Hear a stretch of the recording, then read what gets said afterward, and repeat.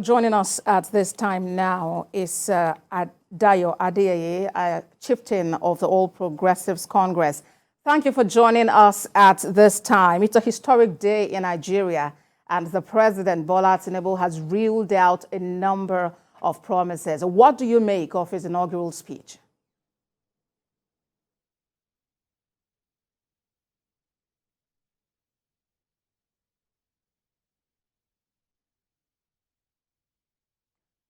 I want to say kudos to the former president, Muhammadu Buhari, and to welcome the new president for a new era, a new dawn in the history of Nigeria. It was a beautiful day. It's a great, some of these things that we take for granted in Nigeria, they are like miracles in the eyes of citizens of other African countries. They are almost impossibilities in the eyes of citizens of virtually all the countries, citizens of virtually all the countries of Africa. Handing over of power from one democratically elected government to another for the 7th consecutive time is not a thing to be taken for granted. It is a great achievement for the people of this country. It is a thing for which we should congratulate ourselves. We have every reason to be proud as a nation, particularly about our democratic journey in the last 24 years.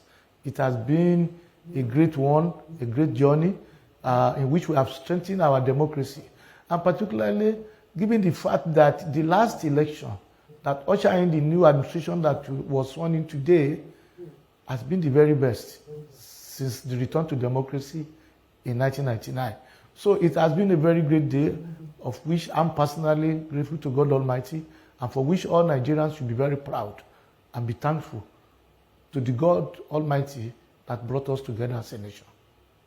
Indeed, Nigerians are proud about this auspicious occasion, and people are really concerned. They are glad greatly about the promises that the president has made, talking about security and especially about the economy also, and on the issue of fuel subsidy particularly. What do you make of his speech and his promises to Nigerians in this administration?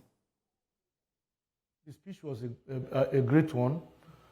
He spoke powerfully, and he addressed the critical issues for which Nigerians actually expected him to address.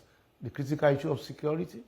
He promised to lay out a new security architecture that will deliver, that will end the security challenges that we have, so that Nigerians can have peace in their homes and when they travel around the country, so that they can go about their daily duties without any fear that they will face one security problem or the other. He addressed the issue of the economy. And critical for the issue of the economy is the fact that it's going to end this wasteful fuel subsidy. It may be painful in the initial stages, but I think it's a necessary thing to do.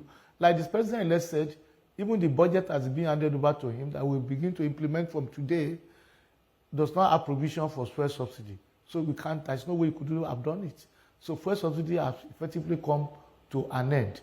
But it's a good news for Nigerians, because the kind of waste, 3 trillion, 8 trillion, going to almost 10 trillion that we waste on fuel subsidy, that kind of money will now be saved to address other critical areas of the economy, like the president has said, critical areas like education, like health sector, like agriculture, like building new infrastructure for the country. That is crucial. And therefore, I think it's a new dawn for Nigeria. Yes. All right. I'd like us to talk further about this, and especially about the attitude of Nigerians, because the moment the president made that declaration at the Eagle Square, fuel stations in at least our own locality here in Lagos, for instance, a number of them shut down. And those who opened, were selling just from a few of their pumps. So what do you have to say to Nigerians at this time, especially about helping this administration deliver on its promises? I want Nigerians to end our old attitude of trying to profiteer from every situation. I mean, particularly those who deal in petroleum products. They should end the idea of profiteering from the pains of Nigerians. So The president-elect have made this decision and it's going to be implemented. There will be initial pains. I want to appeal to Nigerians to bear it. Sooner than later, these petroleum dealers will find that the matter is out of their hands. Dangote refinery is coming on stream by July. There will be new modular refineries. Other Nigerians are going to be investing in the petroleum sector because of the removal of fuel subsidy. So, because you can't have subsidy and you have investment in that sector. So with that, in a year down the line, all the pains that we may experience in these early stages will disappear. And we may even have a reduction in prices.